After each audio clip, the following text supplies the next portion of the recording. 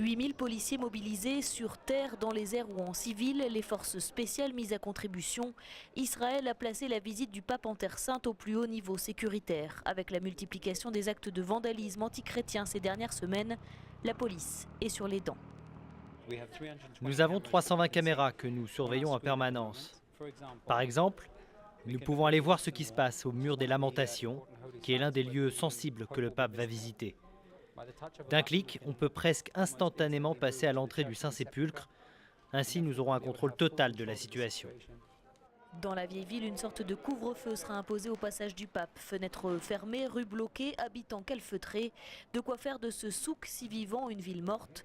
Malgré les protestations, les commerçants sont priés de tirer le rideau. C'est vraiment incroyable. C'est stupide. Ils nous font nous sentir en situation de guerre. Il n'y a que les chats et les chiens de la vieille ville qui verront le pape. J'avoue que je suis hyper triste. Ça fait genre 5 mois que je m'y prépare et que le chef de l'église ne pourra même pas voir les chrétiens locaux de Jérusalem qui sont là sur son passage. Ça, je trouve ça très très triste. Le Saint-Sépulcre, c'est l'endroit le plus saint du christianisme, puisque pour les croyants, il abrite le tombeau du Christ. Chaque jour, des milliers et des milliers de pèlerins passent par ici, mais quand le pape François, lui, va venir, cet endroit sera complètement vide.